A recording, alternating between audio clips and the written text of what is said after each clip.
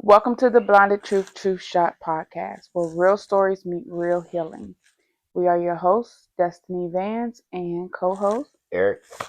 You always say your first name. Eric Foster. Today's episode is titled, Do You Believe in Miracles? When people hear the word miracle, they often think about something big, dramatic, or impossible.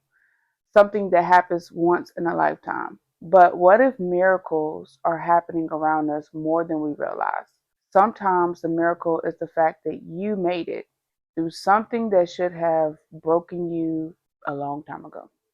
Sometimes the miracle is surviving a season you never thought you'd get through.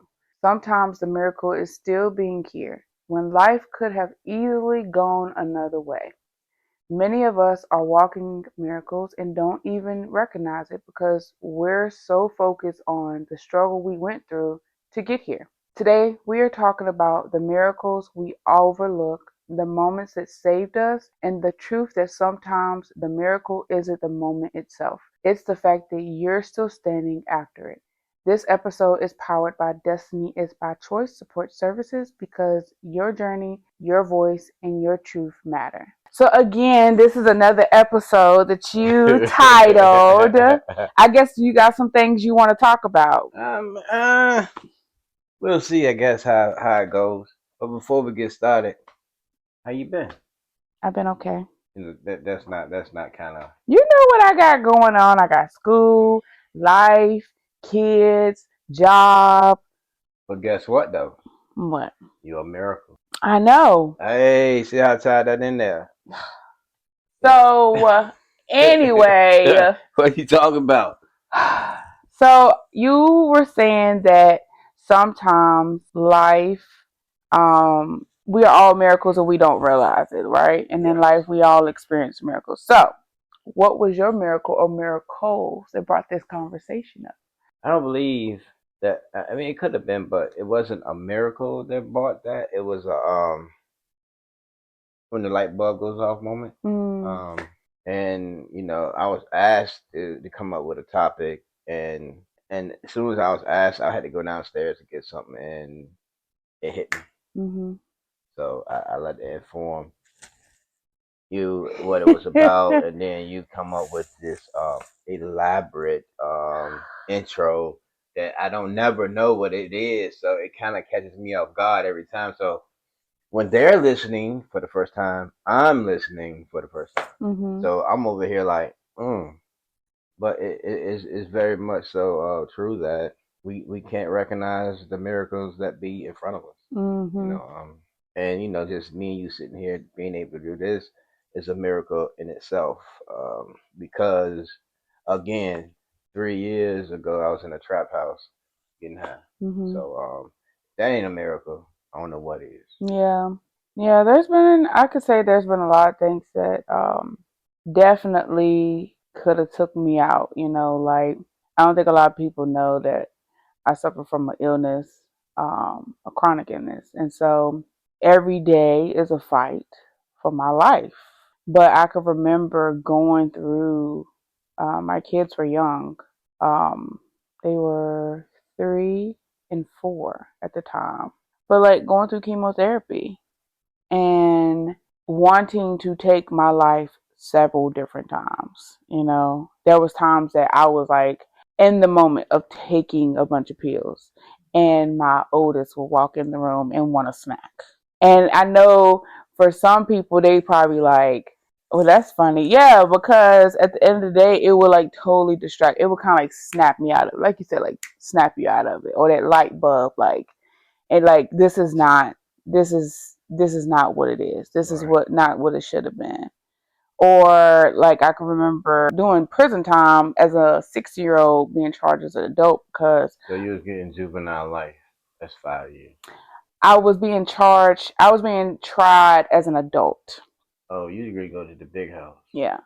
And it was for something I didn't even do. That's what they all say. I'm dead serious. Hey. You know what? It was for something I didn't even do. But guess what though? Check this out. It snapped me back into reality of Every like time I got locked up, it was because of something I did. No, Ask my mama. Mama, she was. She had saw the evidence. The lawyer had set me down. And I was like, look. First of all, I was being tried for two things. Hold on. I was being tried for two things because the first couple charges, they couldn't. I was supposed to ban and went to court on, but at the time, me and my mom and us, we were homeless, so we didn't have an address. So when I got in trouble for this, they just lumped it all together.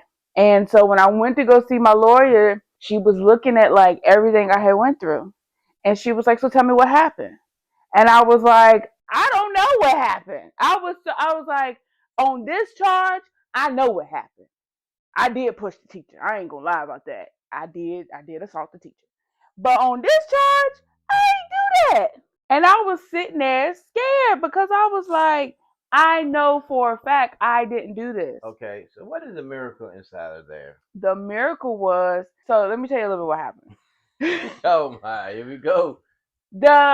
I was working at FYE and it was in the mall, whatever. Anyway, they were trying to say that I was stealing track phone card. But the way I was trained was how everybody that ended up going to court was trained how to do it. And our store manager ended up leaving. I think she was getting high, but she ended up leaving. We got a new store manager. So all of a sudden I'm working and I get this phone call from the AP person, asset protection, and they bring me to the back and they're like asking me all these questions like, how do I process? And I'm like, this is how I process it. Well, he begins to say like, I know you were stealing them. I said, how am I stealing track phone cards when this is the way? I didn't even have a track phone. I had Intellos. So why was I stealing track phone cards? It didn't make sense. So come to find out, when I went to my lawyer's office, she was like, tell me exactly how you was trained. It was exactly how I told her exactly how I was trained. And she was like, well, the Commonwealth attorney wants to try you as an adult. And I was like, I ain't even do nothing. And so come to find, she had got her like investigator to kind of like investigate. They had no cameras, but the same way I was being trained, it was me and a couple other people saying like, this is how we were trained. So she sent somebody in. I don't even know if I'm supposed to be telling it. She sent somebody in to get one. And that person, before they had made them start going to court or whatever, they did the exact same thing. And so she was kind of like, y'all have no cameras. You got several people that's being tried for the same charges of theft, and they was trained the exact same way. The person that trained them is nowhere to be found. Are you kidding me right now? And so literally they was painting this picture of, this is why she needs to be locked up. And I was just sitting there like, so this is what it comes to. I had just got out of alternative school. I had just started back going to regular school. I had, all of my tests, my drug test was coming back, negative. I was doing great. I was on the road of redemption. And this pops up. And all of a sudden, the judge says, I'm dismissing these charges. He was like, but what I am going to make you do is apologize to the teacher. So I had to write a letter saying I apologize. She wanted to sue us and all this stuff because she said she heard me, but she shouldn't have stepped in front. That's a whole different story.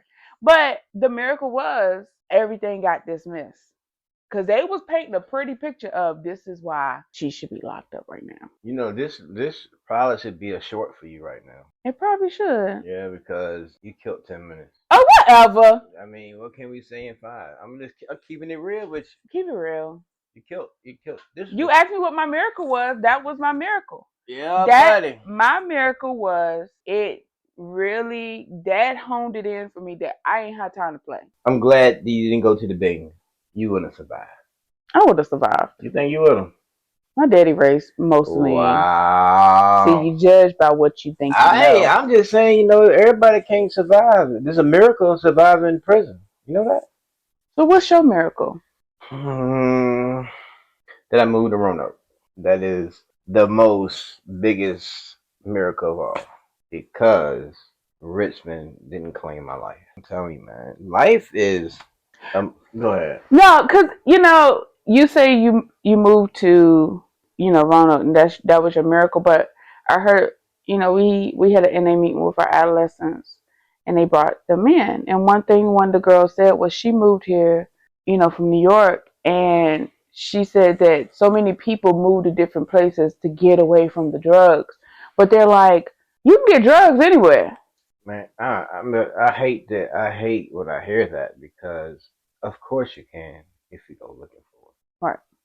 But when you live in a city where you know everybody, southeast, northwest, that you can get it anywhere, and every time you see somebody, they're asking you questions about it or giving you some to sell or whatever.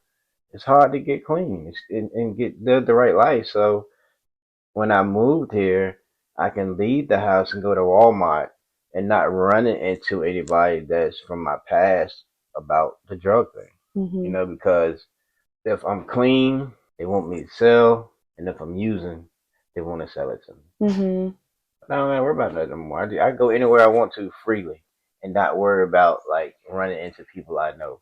And normally people move because they have to. They get chased or ran out of their city. Yeah. I came. I didn't come to Roanoke willingly because I thought I was going to Roanoke Rapids, Virginia, but ended up here Mm-hmm.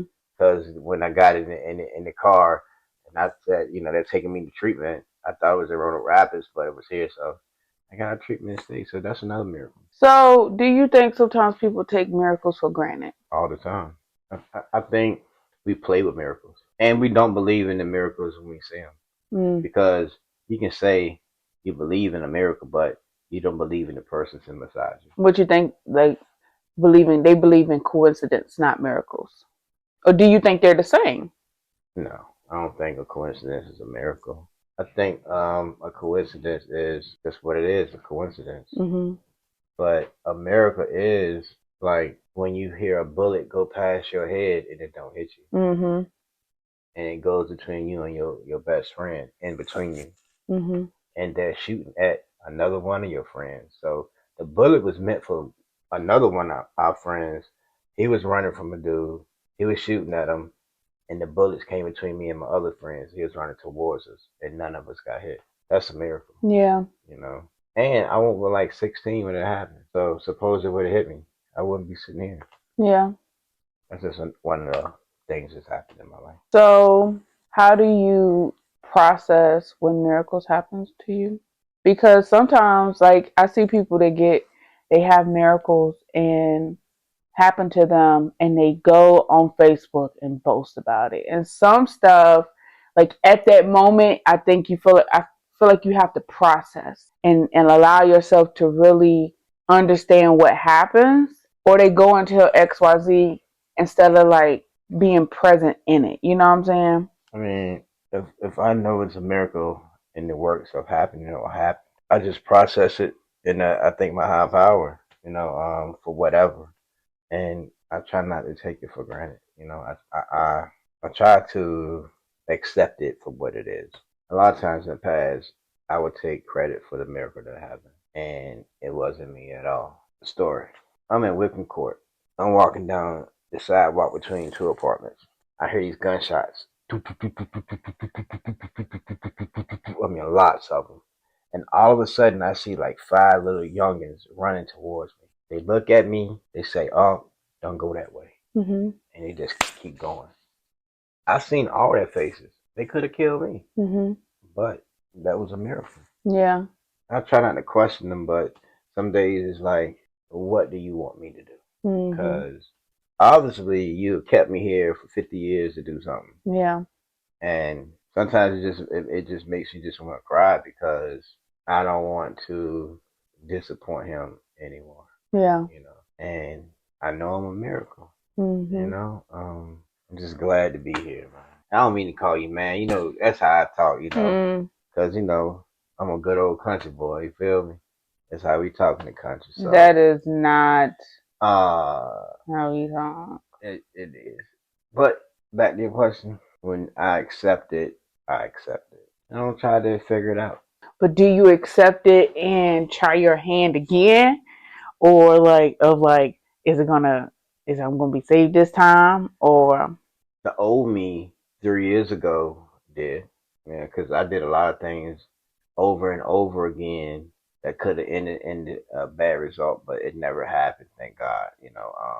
But me now and the way I live now, I can see the miracle. Mhm. Like I can actually see when a miracle happens because I live such an ordinary life now that a miracle stands out. Like something good, like boom, is amplified. You know, like just becoming a peer was a miracle.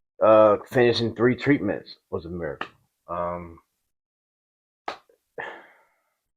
Man, the list goes on. Me gaining a relationship with my family again. That was a miracle all in itself. You Yeah, know, because because I know for a lot of people that are in recovery, that's the hardest part of. I have a member who said that they got to meet, link up with their family, and I was shocked because I hadn't heard them talk about family, and I usually that's the question I ask. So I'm going back through my notes, and I was like, I asked you about family, and they said they didn't mention it because their family didn't talk to them. yeah, but see, my thing was it wasn't my family; it was me.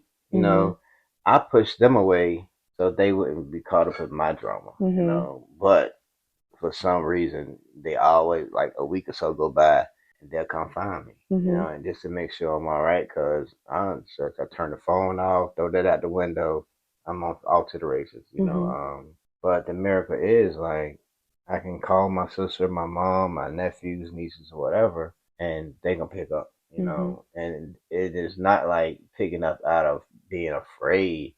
They're picking up out of this, I guess, wanting to hear my voice. You Yeah, know, that's a miracle. and you far away too from them, so. Yeah, but they tell me every time I even think, like not think about, but speak about, later on moving closer. It was like, no, you're good where you at, Mhm. and that's good to know because I know I'm in the right place that they're telling me I am. Mhm. Because normally they want me close, Yeah. but now since they see me thriving and living a better life, they don't want anything to come in between me and my goals. Mhm. So, if anybody knows me, knows like I always got to some money, regardless of how I got to it, right? But it was always consequences. It was always a chance that I would either get killed or go to prison. Mhm.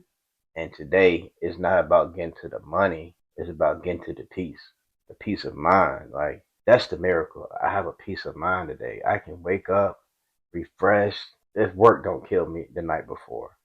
I normally wake up groggy or in a bad mood, not because of what's going on, just because that's what it is. Mhm. But the miracle is I can wake up and I don't gotta go outside and get some heroin to make me feel better. Mhm. I don't gotta take a shot of heroin to eat breakfast or do chores or whatever. I don't gotta do anything to maintain. The miracle is going to the doctor getting a physical. You Yeah. know, The things people take for granted is like being alive, being able to breathe. I remember having COVID and being in the hospital, and I know everybody says I had COVID, but when you had COVID the way I had COVID, and they was asking me, there's a chance you might code. Who do we call? Who do you call? I was like, Jesus. I said, my mom, I said, no, don't call her. I said, because she go freak out. I said, call my aunt. She's a nurse. But like, I didn't understand how much breathing can take a toll on your body. Like just sitting up in a chair, breathing, or making sure I could breathe. And then like hearing those alarms go off because I was sitting up too long and my oxygen and dropping. It was like, what in the world? Without the oxygen, you're a goner. Yeah. Because when you breathe in air, you're actually breathing in conscious. Because if you stop breathing, the first thing you lose is consciousness. Yeah. So without the air and the oxygen to your brain, it's a wrap. I'm glad you made it. But you see how they dropped the jewel on you just that quick. Oh I wow! should get paid for driving these Johns. Talk about getting paid for him dropping these junks. Maybe you should start doing motivational speaking to get paid for it. Yeah, I mean, I want to. I will. If it lines up with what I got going. I really ain't got a whole lot going on. I got enough to keep you busy. But hey, it's going to be springtime.